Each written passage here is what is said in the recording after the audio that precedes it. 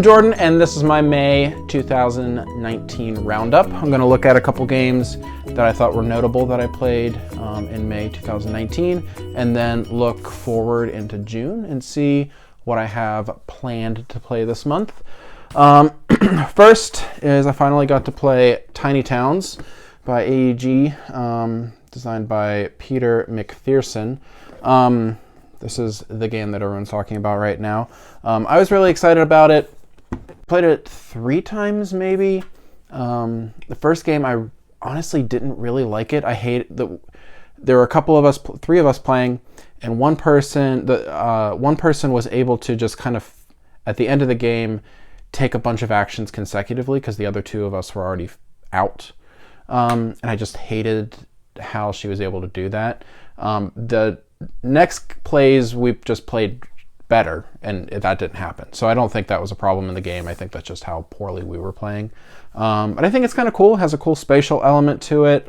The secret cards for your towers are really cool that each person has a different one. I like the one that you can just place the buildings anywhere after you fill them.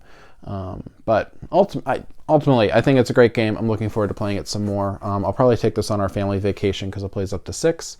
I have not played it with the cards yet, instead of, like the resource cards. I haven't played it with that yet, so I'm looking forward to trying that out too. But ultimately, fine. This is definitely a good game. I also got to play Hex Roller, which is a new game out by Renegade Games. It's a roll and write game. Your board is filled with hexes. There are different sections of the sheet with different numbers printed on there, and you're rolling dice trying to write those numbers next to other numbers with the same, write them in hexes with the same number in them. And you're trying to connect, kind of doing different routes to score different points and filling up sections of the board or your sheet. I gave it to my sister for her birthday, so I don't actually have it, but I got to play that a couple times with her. My family loves roll and write games, and so anytime a new roll and write game that comes out, I'm always trying to get it to play with them. It was good. It was really good. Honestly, it was, it's probably not near the top of my favorite roll and write games, but I think it's pretty good. I will probably be totally fine when she wants to pull it out. And actually, I got a request from my sister last week. She wanted me to pick up another copy from the game store to give to somebody else as a gift. So I think that's a good sign. Also, I got to play Clank.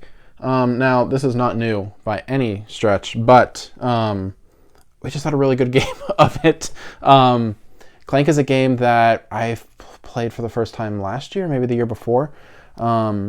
And I was not super excited about it. I don't like the art in Clank. I don't like the theme in Clank. Generic fantasy does nothing for me. So I wasn't excited about it, but fell in love with the marriage of, what is it? Not dice. Deck building, not dice building. That's the next game. Of deck building and kind of pick up and deliver. I love pick up and deliver games and just getting down, picking up stuff and getting out. I just love that.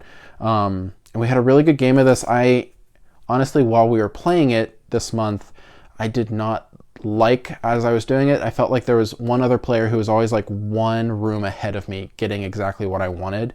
And I wasn't able to pull the cards from my deck that I wanted at any given time. So it just felt like the game was playing me at a certain point. So I ended up having to adjust my strategy and just focus on buying cards that had points on them. And I was able to get the one card that gave me coins every so often. And I just focused on getting coins and getting points on the cards. And I ended up winning. And nobody was expecting me to win. And I ended up squeaking that out. So that was really cool. But Clank is definitely one that I love playing.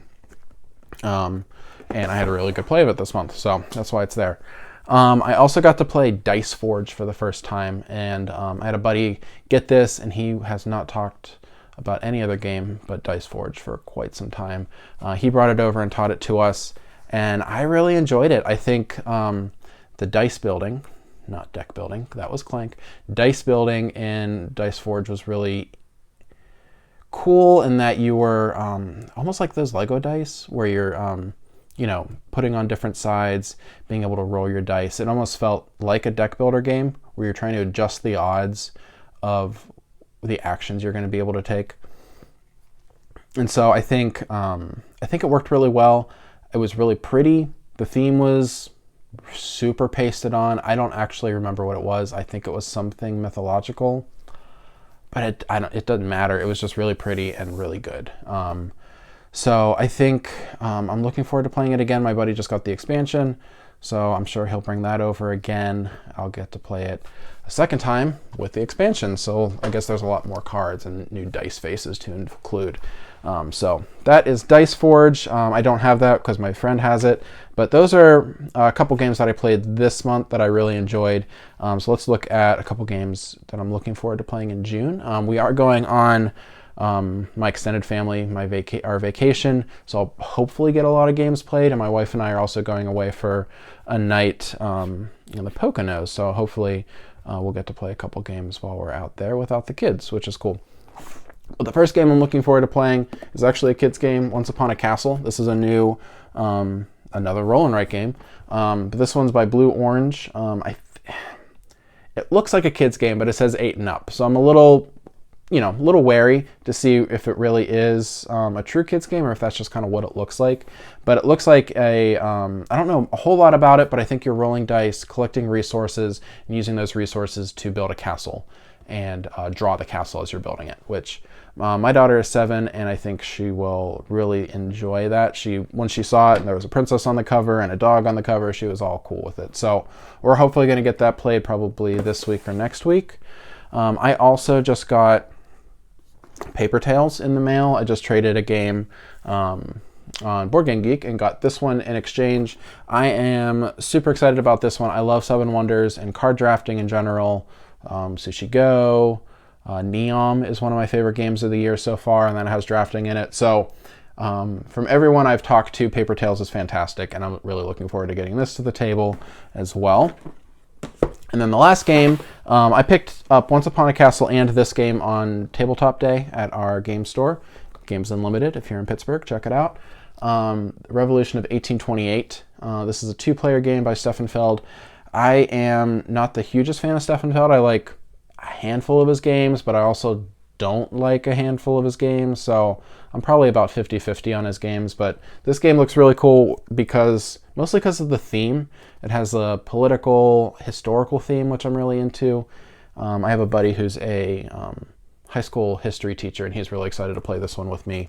But the theme is John Quincy. That's the election between John Quincy Adams and Andrew Jackson back in 1828, and it's kind of a tug of war game. You're drafting these chits from the middle of the board, putting them on your side. Whoever gets the most of each color gets more votes in those regions. You play that over the course of a couple rounds and see who wins. I'm really excited about what I think this is now a line of games that Frosted Games is doing of 2-player games. They're all kind of like that Lost City size.